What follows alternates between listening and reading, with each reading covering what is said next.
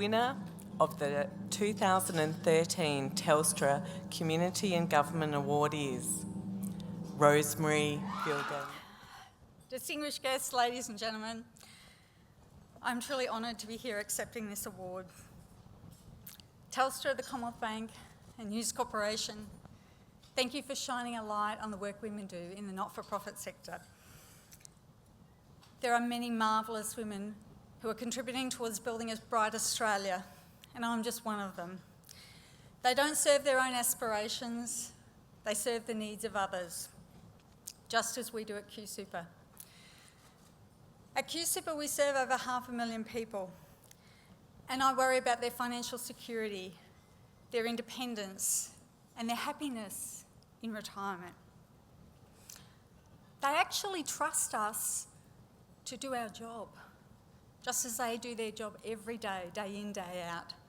They trust us to do our job. And our job is to grow and protect their superannuation in retirement. The people we serve are amazing in the service that they provide to the community. Many have jobs that are hard beyond belief. Our fund does serve teachers, nurses, police. There was a young rookie constable, a female constable, who had to attend an horrific road accident.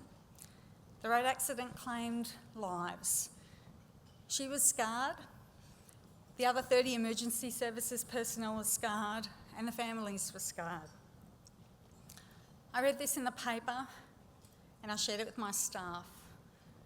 I wanted my staff to stop, to think about the people we serve. Now, I'm the first to admit that superannuation hasn't always been equitable. What happened in superannuation hasn't always been equitable, and I didn't think that that was right. It hasn't been equitable all the way along for people nearing retirement. When I was just a child, even when I was a little one, I grew up around many elderly aunts and uncles, and I loved them. They had this soft, wrinkly skin. You know what wrinkles are? Soft, wrinkly skin. I just loved them. And I love the old photos. And we have lovely old photos of my uncles in their army uniforms, in World War II uniforms. I loved them, and I respected them, and I respect the freedom that they gave Australia. I began working in superannuation, and I found my brain exercised by the maths. I'm fairly okay at maths. But actually my heart was really let down by the people who hadn't been served very well. There was a railway worker, and my chairman of the board is in the room, and actually back then, he was in the room that day, a railway worker who had done manual work all his life. His body was worn down. He had no savings, and he couldn't retire till he was 65. He had no superannuation.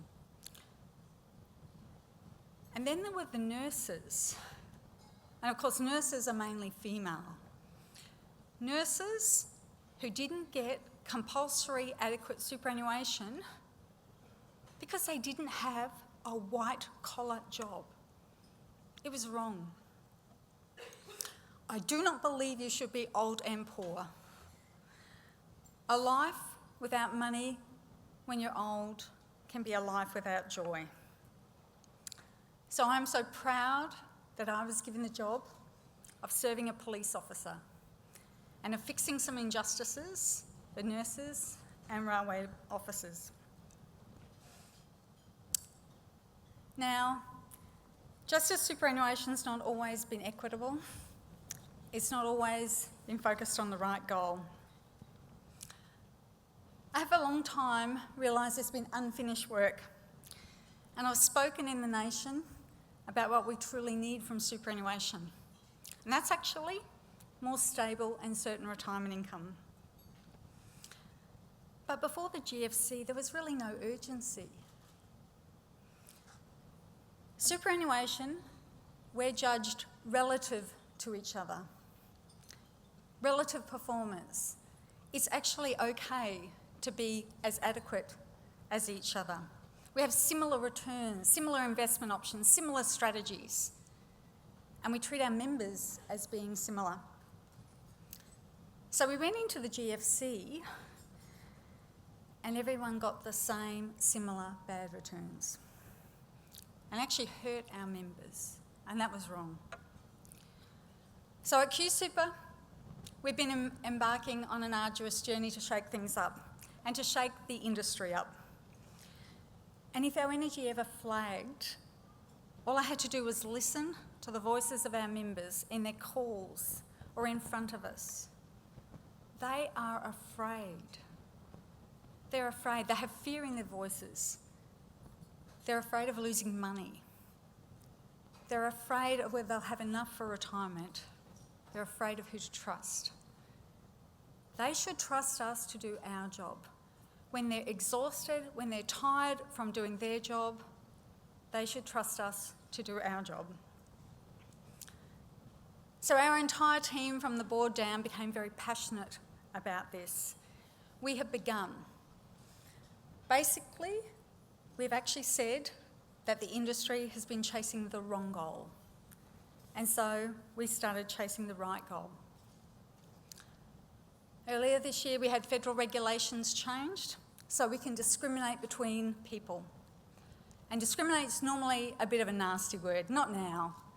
In this case, we can discriminate between people of different genders, different ages, different contribution rates, or even different balances.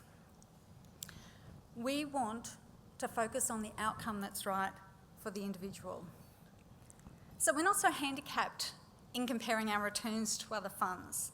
We want to focus on what's right for the individual, and we're pointing the industry very loudly in that direction. QSuper is now the industry leader, and where we lead, others are following. And I'm very happy that they are. It's good to have the long-term financial security of people looked after, more and more people, wonderful people who do a wonderful job. And that's why it's no wonder that my team at QSuper and I love what we do. So thank you, my dear team. Thank you, my dear family. Thank you, my dear friends. And thank you, Telstra.